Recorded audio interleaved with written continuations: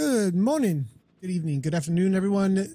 Nathan Gary here, coming at you from Zwift Community Live. We are out on the London course today with the Chrono Kristin Armstrong series.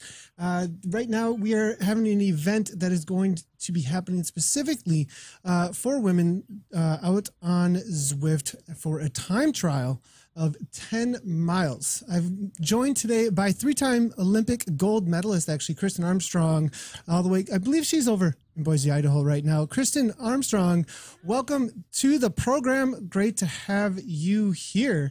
And we're about to jump out on course. Why don't we chat a little bit about what's happening here? Well, Zwift has been amazing to partner with the Chrono Kristin Armstrong event. We're putting on an event in Boise, Idaho in July, and it's going to be the only standalone UCI time trial in the United States.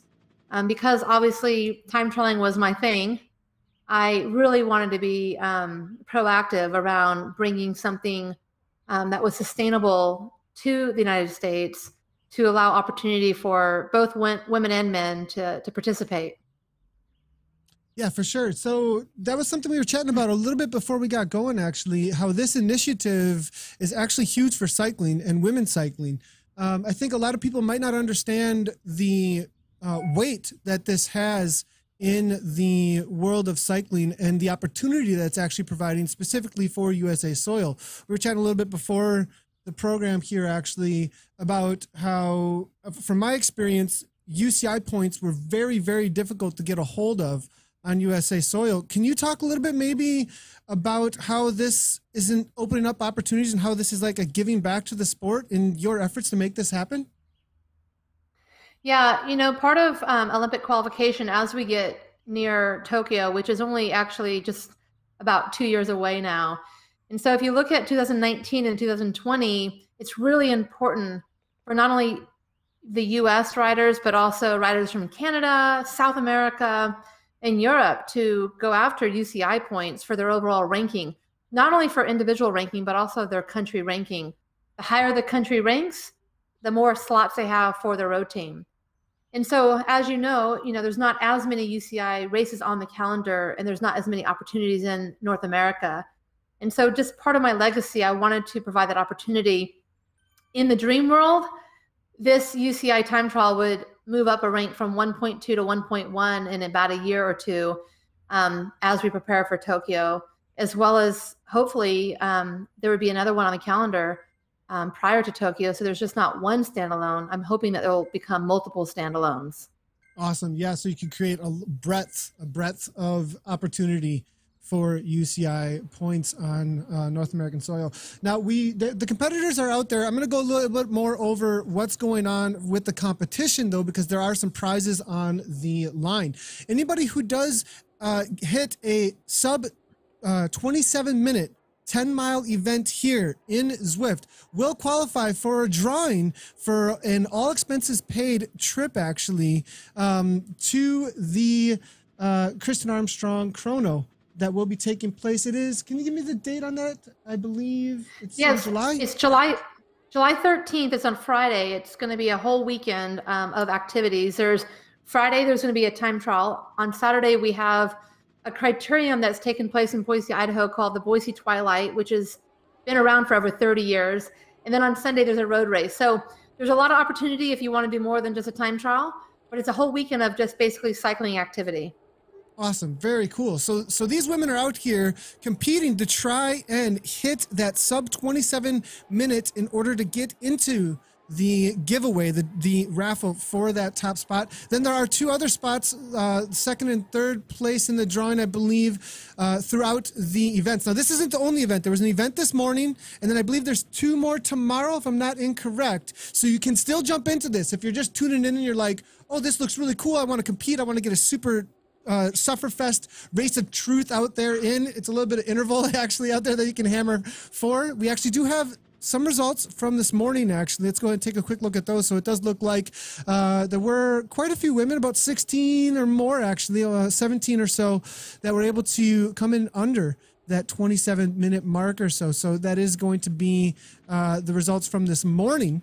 And now the women are out on course right now. Actually, Kate Chrono is out there from Zwift, 5.4 watts per kilogram, killing it on the front right now, hammering away, 0.6 in 2 minutes or so. Now, Kristin, 27, what's that magic number all about, you know, in a 10-mile event? I mean, you've probably done plenty of 10-milers. What are you aiming for there? You know, I think in this event, we first and foremost, we want to provide opportunity. We're discussing around whether we wanted the overall winner to be the one who was given the free pass. But at the end of the day, what happens when you just pick the top person, it really discourages so many people out there. And I know my personal experience in time trialing, at the end of the day, there's so many gains that can be made, especially when you bring it outdoors on a time trial bike. There's aerodynamics that are actually involved. But if you can show that you have a very fit, what I would consider power output, I think that there's hope for any of you who are going under 27 minutes today. Nice. Awesome. Very cool. So we are seeing quite a few women that have signed up for this event, actually, in the list. 39 total, actually, shooting for that 27-minute mark. Do we have an idea about the power output? I mean, we're looking at the averages from this morning, and I am seeing at about 22 to 23 minutes, it's about a 4.4, 4.6. I mean, that's flying pretty good, but we are seeing even down to that 17th place, people were able to nip in there under 27, around a 3.0 almost even. So it isn't out of reach, like you said, for a lot of women that can hammer out a 3.0 or more. Yeah, definitely. You know, I think that I'm really just impressed by all the women that are coming out, but also, like you mentioned, I mean, there was a handful of women today that rode over 4.0 their watts per kilo for over 20 minutes, and that's impressive. That's a good effort. And at the end of the day, not only is one person going to win this trip, but I hope that I can follow up with many women who don't have their name pulled from the drawing if they've gone under 27, in hopes that you may have been encouraged by an amazing result to come out to Boise, regardless of whether all expenses are paid for. But also, this really sets the thing about I love about time trialing is what today and what entering this event has done for all of us and all the women that are out there racing right now is that now they can go out and they can do another 10-mile time trial on their own on the London course and see how they can just continue to improve and beat their last time. A lot of times at the end of the day, it becomes just being your best and improving just little by little. You're probably going to get a new FTP out of this. And it's a nice way. It's a nice way to get an FTP effort out of the way. That's for sure. I know, you don't even think of it as FTP. So I think at the end of the day, when you can race against the clock, it's the race of truth. It's just motivating to go out, set a course, a 10-mile course, and just go after that time each and every time you go for it. Yeah, for sure. I'm 100% with you there. And the encouragement that the community of racers brings to your effort is such a driving force. You know, that's a huge driving force. And I do hope as well that this would create some encouragement of a community of women time trialers actually in this. And then also just the fact that it has the growth that can go with this UCI event and the things that you're aiming at with it. I mean, I really like the platform that you're building there for women's cycling and time trialing here in North America. Now, a couple of things here that I do want to chat with all the viewers. If you do want to interact with us at all, ask Kristin any questions, you can chat on our Facebook. If you ask any questions there, I can bring them right on in to the broadcast. Actually, we do have Jonathan Armstrong saying that his wife's name is Kristin Armstrong. Good to see you there, Jonathan. We've got Matt Bratt saying that he says he's missing racing. And we could actually bring that right on into the broadcast. So if you would like to interact with us on the broadcast, we'll give you a quick little example there. Jonathan Armstrong giving us a little bit of a chat there about his wife's name. I really appreciate the comments there. You want to bring those in? Ask us any questions. Ask Kristin from her huge depth and breadth of experience in cycling and time trialing, bring them on in, and we will answer those questions. A couple other just like house cleaning things that we definitely want to chat about on the event. It is available to Canada and USA, but not Quebec. Anybody out of Quebec is unable to grab the prizes. You can still compete. You can still be a part of the event. It's just the giveaways are only available there.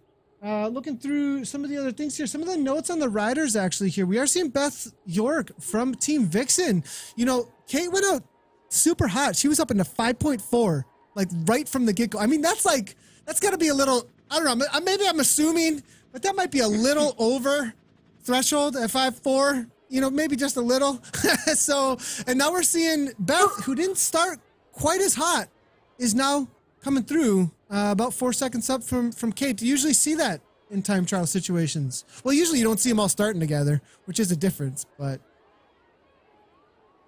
Yeah, I think that part of mastering the time trial is not only mastering yourself, but also just mastering the effort and how much can it hurt. It reminds me of when I was younger and I used to run high school track.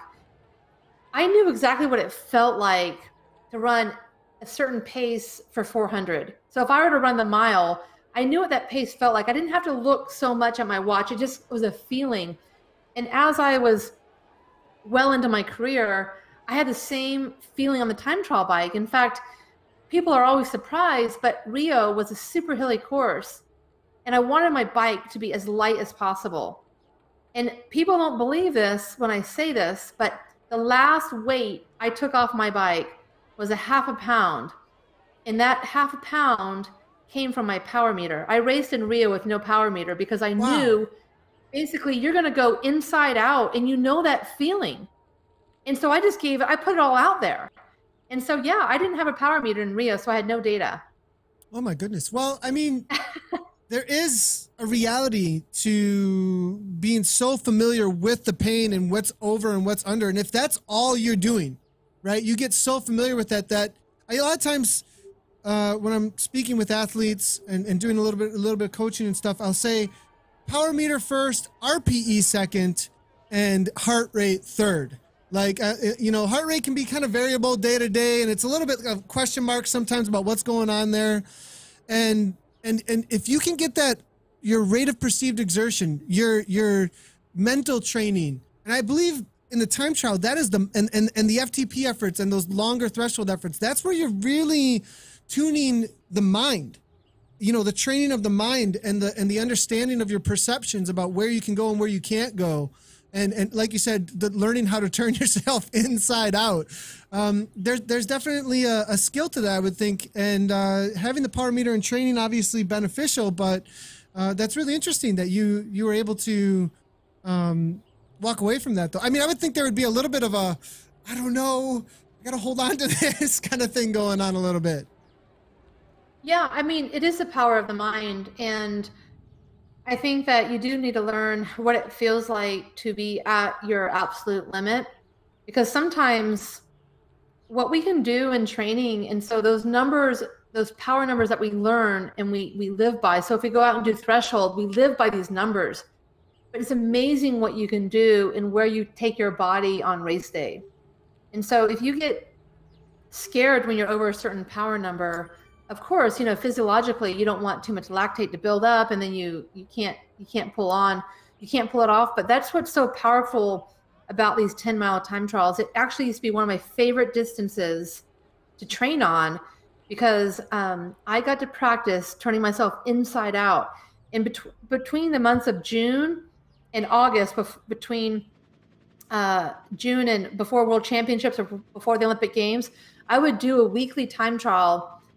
Sometimes back to back, but then I would skip a week and then do another one, maybe back to back.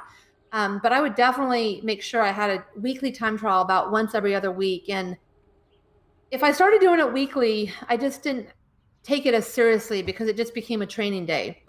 I would show up locally. I would have my disc wheel on and my booties and my helmet. And everyone was like, "This is just a local race." And I go, "Yeah, but it's my only dress rehearsal opportunity." So I would take it to another level, even on a local scene. And then everyone locally, that's how they started showing up. So we are all doing it together. I love that. You raised the level then and the expectation. I right? did. That's awesome. That's so great. Because people would finish and they would say, well, Kristin, if I had my disc on, what do you think my time would be? I said, well, why don't next week you just put your disc on and we'll see. Go figure it out. Exactly. I love that. Why don't we just be a little more... Well, if I had my helmet on, I'm like, well, why don't you bring it? Oh, that's funny. That's great. We do have a question here coming from Facebook, actually. Nikki Nation, I believe Nikki's actually a Cat 3 racer, level 22 Zwifter. We do have her in the list of participants. She says, the TT is on for tonight, 8 p.m. CST. Is this the London Classic? Yes, it is still on. There's another event tonight, so if you do want to sign up like Nikki is, go ahead and do so. And we are in the London Greater Course. And I believe the event will just stop, though, at 10 miles. That your event will end at 10 miles, and you'll be able to see your time from the event. So, Nikki, yeah, I'm excited to see that you're jumping in tonight for the 8 p.m. If you are watching and you're interested, you can still jump into the 8 p.m. CST event. We are seeing Johnny saying, what? No power meter. You are getting a little bit of reaction there about the Rio event there actually having no power meter. Did you see that a lot, actually, around any of the other athletes, or were you one of the only ones who didn't use a power meter? I'm sure I was the only one. Oh my goodness. But, you know, I used it, like I said, that the time trial is so much in your head that when I knew that my bike was going to be a half-pound lighter, I used that to also motivate me to think, well, gosh, just one more secret weapon. I have a half-pound bike lighter. So every time I go up a really steep hill, because some of the climbs would be over 25%. And when I was climbing, 25%. In my mind, I kept... We have no 25%. In Zwift at all, actually. Like, that is absolutely insane. We should probably download that Rio file and get that, just even if we have to ride it on the London course. But but it was absolutely so every time I go up a steep climb, I would tell myself, haha, I'd have a half-pound lighter. So it's amazing what you can do with your mind when you're controlled. When you time trial, there are moments in the time trial where you are going to have to take a deep breath. And that moment isn't always where your competitor's taking a deep breath. So what happens is, if you're looking at your power constantly and you see your power drop by 10 watts, and it could be just for a period of 10 seconds where you just feel like you just need to regroup, that can get so much in your head, and you may analyze that as being like, I can't even keep my power up. I can't keep my power up. And if that happens, your race is over. Mm-hmm. And so that power of the mind, it's just like back in the day when I used heart rate all the time. When I would see heart rate levels go to where I hadn't seen them before in training, I would be like, oh, I better back off because, well, I've never seen that before. So like I said, I just really, really worked on pushing myself to the limits, not only in practice, but also when somebody says, I said, hey, did you leave it all out there? Oh, yeah, I gave it everything. And I said, well, define giving it everything. What does giving it everything mean to you? And they go, well, I tried my best. And I said, well, define trying your best. And I said, have you ever had to stop pedaling because you hurt so bad? Or have you ever collapsed off the bike? Or what indicates your best? And people can't answer that. They're like, mm-hmm. I don't know. And I said, well, try to push your body to the place that you've never gone to before. And it's a challenge for people. Yeah, then that's definitely what the training's for. That's what those warm-up days are for, like you were saying. That's what those pre-show type days, your dress rehearsals are all about. All the training over and over and over again. They're definitely all about. You know, we do have a 32-second gap here now. Off the front here, Beth York from Vixen, she is showing up to kill this time trial right now, actually. And this is a woman who... She live streams a bunch. She does commentary with CVR, actually. She's been to some CVR live events. This is a serious woman in the world of Zwift racing, actually, and I'm really excited to see her on the front here. We do see Allison Kubota, actually, here, also out of San Francisco here, riding for Vision Cycling. Allison, she's ridden almost 22,000 miles in Zwift, 1125er, actually. She has an amazing story, Kristin. She actually, 7 miles in, 16 minutes. I think she's going to be well within the 27, but she found Zwifting through gaming actually, and through our live streaming, and started Zwifting and came from nowhere in cycling to now she races as like a Cat 3 racer in over in California actually, for a pretty high profile team actually over there. There's been in lots of podiums actually. It's a pretty cool story with her. And Kate's right on her wheel. I know that they've met before in real life at some of the Zwift events over in Cali actually, so good to see them riding together here, pacing each other, it looks like, on the time trial bikes. Now in Zwift, everybody that's watching, there is no draft on these time trial bikes. You can draft on other bikes, but every person who enters these time trial specific events are loaded in on time trial bikes, and there is no draft. So it's a race of truth against themselves for the best time that they can set over 10 miles. Katrina Weiss here, CIS coaching. It looks like the system hammering away here as well. Katrina, longtime Zwifter, level 25, mother who works full-time, and obviously married to retired pro racer Scotty Weiss. She's hammering away here, most likely with Scotty right in her ear saying, come on, catch those girls up there. Just 5 seconds back from Kate and a few others. So we do see the national champion here. Baring is in here actually, and riding for draft actually. Claudia Baring here. She's actually the Zwift U.S. national champion, looking to try and throw down here. Looks like maybe struggles a little bit more in the time trial as compared to setting up for a sprint though, out on Zwift. I know that she definitely has a really strong sprint and can race the crit races really well.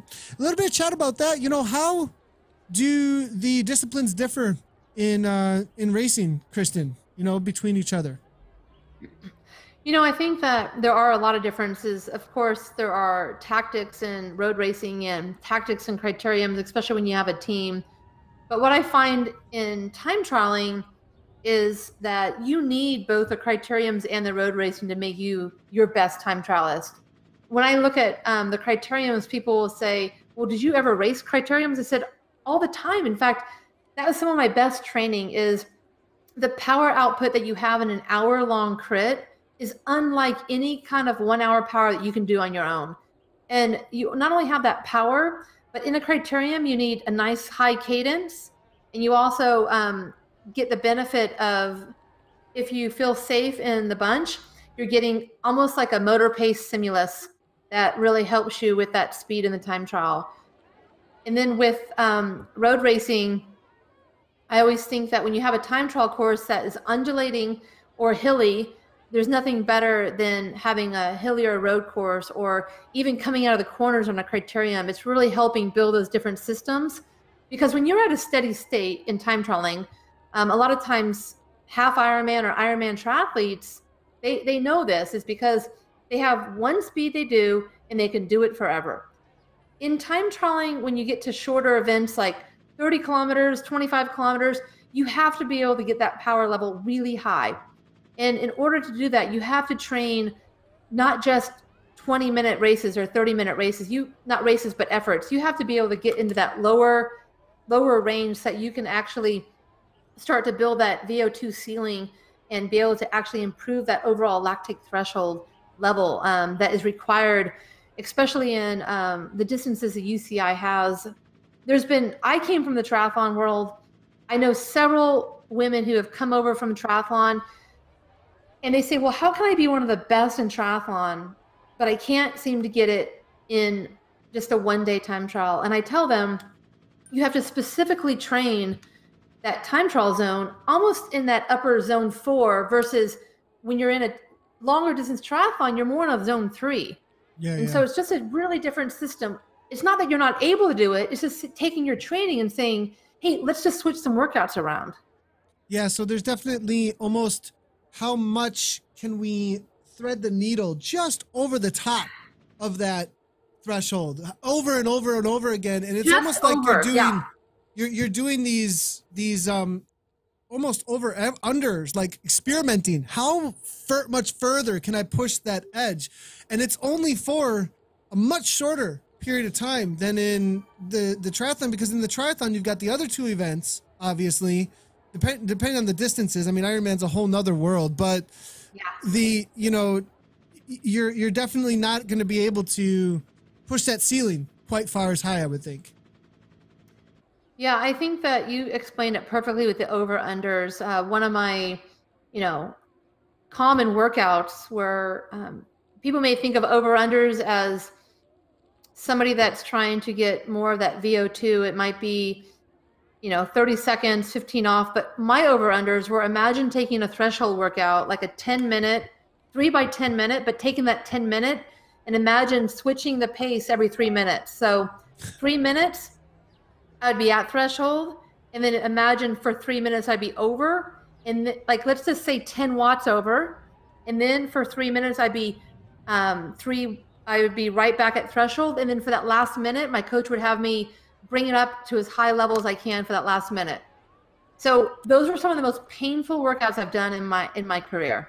Oh, for sure. I mean, having to go the over unders. I remember doing over unders, and I would be like, this isn't possible. You are insane. Like this is, and we're speaking of the last minute actually, or the last few minutes of that extra push through. What are these women experiencing right now that are at that 9.7? They know they have only half a mile.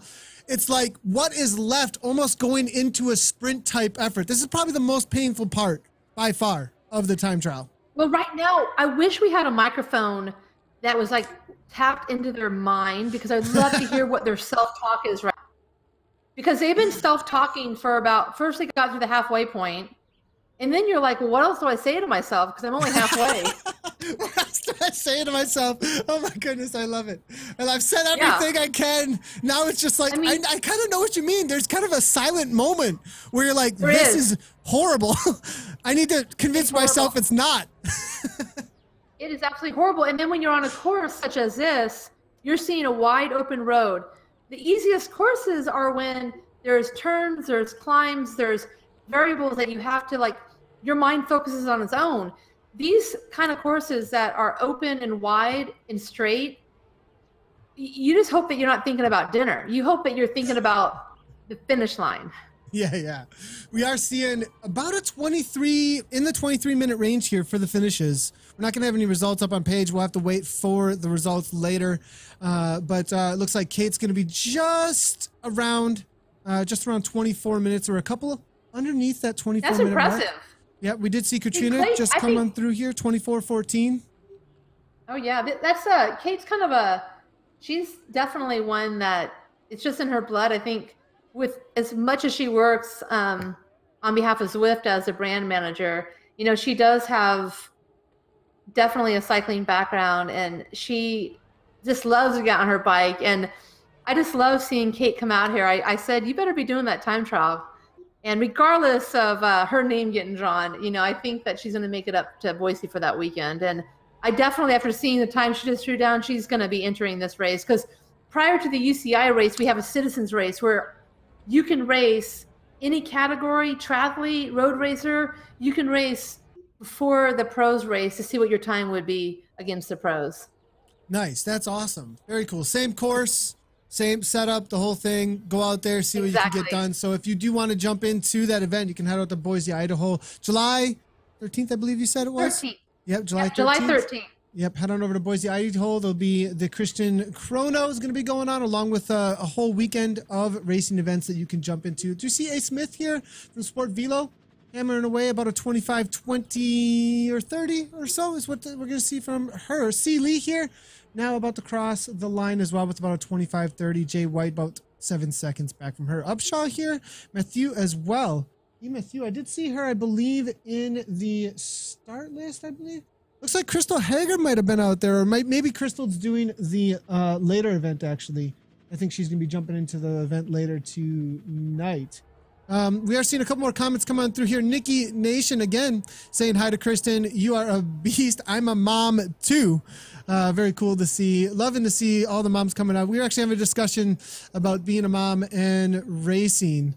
As a lot of you guys know, I'm my wife Lindsay, racing for a long time actually. So understanding that in this household, and really encouraging to see all the women come out and be able to race with and ride out on Zwift. Maybe a little chat about that. Like, what's your perspective on what Zwift is bringing in that perspective? Well, I can tell you, and I don't just say this lightly. Zwift about a year and a half ago is when I first was introduced to Zwift, and all I can tell people is that it's been a life changer. It's no longer whether or not I have time to fit a ride in, or if I'm going to get a good enough workout in, or am I going to be bored. It doesn't matter if I'm taking my son on a field trip, or I have to be there to pick him up after school, or if he's home for the day being sick. Zwift allows opportunity. All you need, really, you don't even need an hour, but I always tend to find 1 hour in my day. And if you're not getting a hard enough workout on Zwift, then I challenge you to join any workout I'm part of, because I put everything into that hour, and I'm more tired than any 2 or 3 hour ride that I do outside. I put everything, my soul and my heart into it. And I'm a better mom because when I get that great hour in, I feel like I get that endorphin kick. And I don't know, it's just created such an open door and opportunity for not only moms, but there's also, I do a lot of talks, and I always refer to mom guilt. And I had an eye-opening experience about a year ago when a businessman came up to me after my talk and said, I just want to let you know, you talk a lot about mom guilt, but dads have it too. We have goals, and we want to go after our own goals as well. But when we get home, we want to be with our families. So it's not just for moms, it's for men. It's for today's society. We're so busy and we're being pulled in so many directions that Zwift has just been, I think, a lifesaver. I can relate 100% there. Not from the mom part. I didn't like my wife is amazing 100% and has made so much amazing foundational space. But we were both able to, and I see that with the Weiss family too. I see that obviously with you, Kristin, and a lot of these families out there that are able now to get so much more training in a community environment now out on Zwift here. And you're saying that you're a part of some workouts. Is there any specific Zwift workouts that you do? Yeah, so every Tuesday I have a group ride that I put together, and I always create a specific workout. We build upon that workout, and it's every Tuesday at 12 o'clock Mountain Standard Time. Okay, every Tuesday, 12 o'clock Mountain Standard Time, MST. So for CST people here, or whatever, you guys can figure out the 1 p.m. CST, 12 MST. We could walk through the whole thing there. So anyways, make sure to jump in Tuesdays. So you're running like a group workout situation on Tuesdays. That's awesome. Oh, yeah. I chat it up. I've gotten it down now where I can actually ride and work really hard and talk to all the participants at the same time. It's quite a skill set that I've picked up.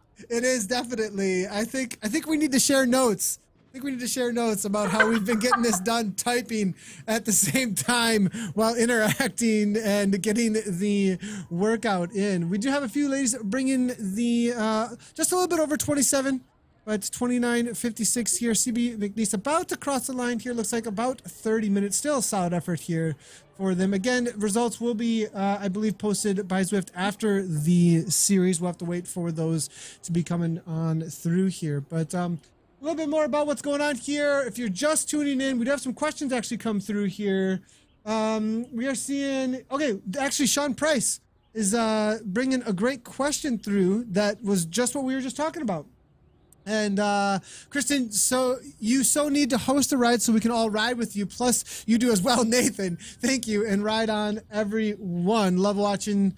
It seems like love watching this and listening to Kristin is awesome. I can listen to it for days. Thanks. So thanks a lot, Sean. So you can join her then, obviously. If you can make the 11 MST, and obviously if people are really interested in that stuff, we'll try and get more and more content around that. Well, it looks like the event is over. Again, this is the Kristin Chrono series that's going on. You can still join another event later tonight in about 2.5 hours. The next one's going to be starting. And then tomorrow you can check out zwift.com/events for all of the events for the Kristin Armstrong Chrono series. Again, there will be winners that are going to be randomly drawn for every woman that comes in under 27 minutes. They're going to be a part of a raffle that the first prize will be an all expenses paid trip to Boise, Idaho to compete in the Kristin Chrono actually time trial. So that she's putting on, that's going to be a UCI 1.2 event, putting in a huge effort to get UCI events here on North American soil. It is available only to USA and Canada, except for Quebec. And anything else, Kristin, looking at the Chrono, I mean, what you're up to with all this, you know, any last ideas or words on what you're up to with this? I mean, I absolutely love the effort to bring more UCI points and grow cycling, specifically women's cycling, here on in the North America. Yeah, you know, I'm just excited that we started and kicked off, you know, although it's a 10-mile contest to get to the Chrono Kristin Armstrong in July, I can just see these sort of events where it's basically you against the clock trying to better your own performance. I can see this really taking off. You know, we all have our individual goals. Some of us love to race criterium. Some of us love to race tactically on the road. But there is something that's really special about time trialing and racing against your own best effort. And I'm hoping that we can continue to open the doors and provide opportunity for people, because I don't know, I just want to bring the joy that I found in cycling to the world. So thank you. Awesome. Thanks, Kristin. Where can they find more about Kristin Armstrong Chrono? At ChronoKristinArmstrong.com. And our website with more information will be up with more information in about a week's time. Right now we have the basic information, but you can go to bikereg.com and sign up for any of the events and find flyers as well. Great. Bikereg.com to sign up for the events, and ChronoKristinArmstrong.com. That's where you find more information. All right, Kristin, thank you so much for tuning in with us. We really appreciate it, and congratulations to all the riders out on course. Thank you.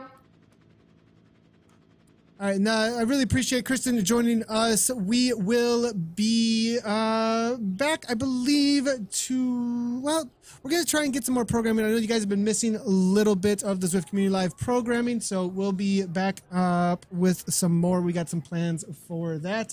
Appreciate all the people tuning in over on Mixer, Twitch, as well as Facebook. We did see all your comments. You can see the replay of this event on Zwift's Facebook, on our Mixer channel, on our Twitch channel, as well as the VOD will be up on YouTube. Subscribe on whatever your favorite platform might be. Thanks everybody for tuning in. Congratulations to all the riders.